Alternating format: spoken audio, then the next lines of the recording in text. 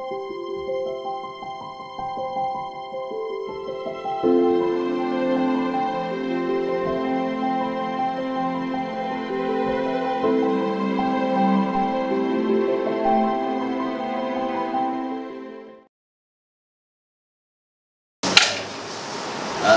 ini kita coba mulai diskusi kita, dimulai kan dari imbauan kita itu Bung ya. Teman-teman juga sempat nanya apa sih mau didiskusiin apa sih? Ya. Tadi Bung Chandra udah sampaikan dan mungkin saya agak rangkum lah apa yang disampaikan Bung Chandra tadi. Secara umum hubungan kita saat ini sementara ini ya baik sih, relatif baik dengan perusahaan ya, untuk dalam segi produktivitas, untuk kerja di apa tingkat produktivitas teman-teman di pabrik itu. Mungkin saya katakan begitu karena di periode kepengurusan kami walaupun dengan agak tertatih-tatih juga kita akhirnya menyelesaikan tugas kita pengurus ini periode ini menyelesaikan PKB dan PKB yang kita hasilkan berarti periode 2021-2023 itu yang dihasilkan kayak sama kayak gitu kita masih mengacu Undang-Undang 13 ya.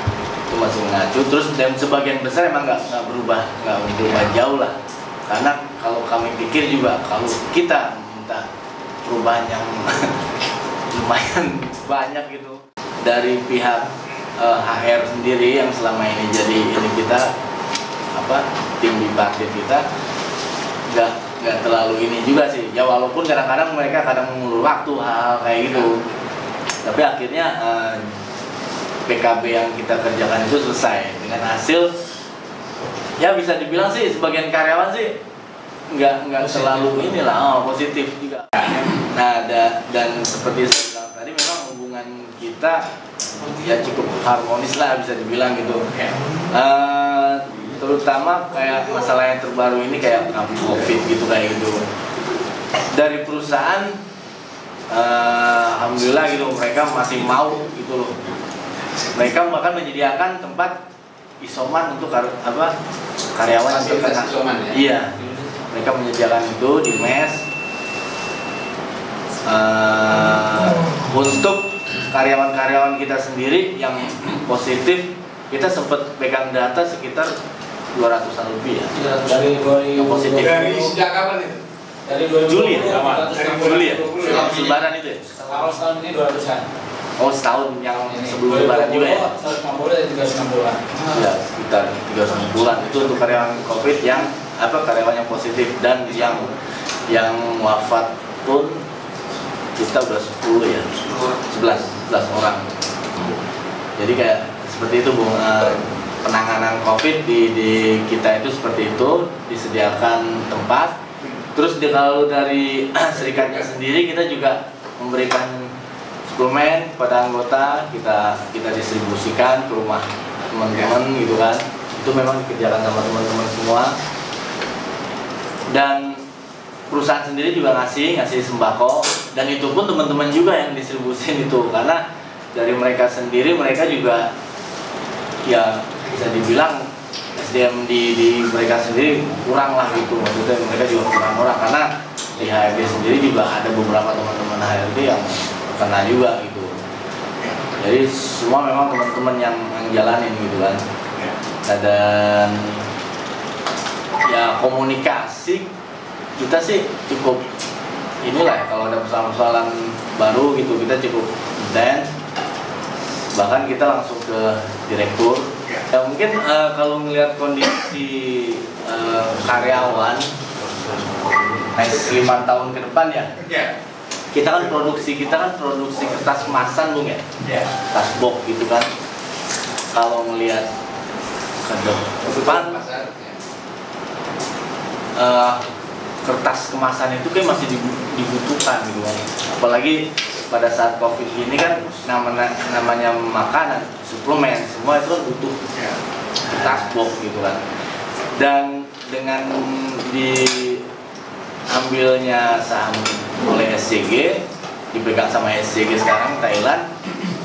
Kalau yang kita lihat sekarang, jadi Fajar ini dijadiin ini pusatnya gitu untuk produksi kertasnya, dan SCG juga punya pabrik kertas di beberapa negara. Untuk di Indonesia Jadi itu Fajar aja. Fajar. Kalau menurut Induk dari grup yang pengetahuan kita tuh tapi kan kebanyakan main di keramik. enggak. Iya. Ya keramik ada KIA itu. Terus kayak sebenarnya sih dia mainnya di ini box. Yang terjadi sekarang tuh kalau saya lihat mereka udah mulai ke packaging. Kayak mic pack, tapi pack yang di Egypt Hyundai ya. Jadi mereka tuh lebih ke situnya, tapi dipusatin kertasnya itu di Fajar gitu. Jadi iya. Satu lagi di Surabaya ada Fajar juga sih, masih Jayasan itunya. Itu cap juga kalau nggak salah. Ya saya pikir penting sih diskusi-diskusi seperti ini, karena saya lihat juga akhir-akhir ini kita tuh cuma ngelaksanain kayak macam-macam webinar kayak gitu-gitu. Saya sih sebenarnya lebih cenderung kayak gini nih, face to face gini nih, lebih enak gitu. Kalau lewat webinar tuh kadang-kadang juga ya kalau jaringannya lagi enak jaringan masalah tuh kan sebel banget jadi gitu lagi ngomongnya.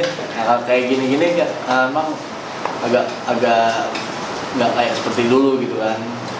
Tapi sekali lagi ya saya anggap ini penting, dan mungkin ya seperti ini kali ya Bu Chandra ya, Bu Chandra mengundang tiap PUK kayak gitu, karena kalau untuk acara diskusi ini dengan melibatkan banyak orang tuh kadang-kadang juga kita nggak konsen juga tuh. Tapi kalau dengan per PUK gini saya pikir bagus juga, positif juga, dan sekali lagi kita juga nambah wawasan juga, karena tiap persoalan itu pasti ada sesuatu yang baru tuh. Pasti ada sesuatu yang baru nih. Nggak pernah berhenti kayaknya kita tuh berjibaku sama persoalan tuh. Ya pesannya ya di ini aja Bu, dibikin semacam schedule untuk kasih ya tiap-tiap PUK lah, melibatkan tiap-tiap PUK gitu. Tapi saya juga sih pengennya gitu, ngumpul juga gitu teman-teman PUK. Kayak Bung Chandra tadi bilang kayak di sektor kertas kayak gitu-gitu. Mungkin kalau di kita di Bekasi ini cuman kita ya Nore doang ya. Kalau untuk mungkin ada satu persoalan yang lebih spesifik, misalnya persoalan di pabrik kertas, gimana sih pengusahanya selama ini ya, kayak gitu-gitu mungkin.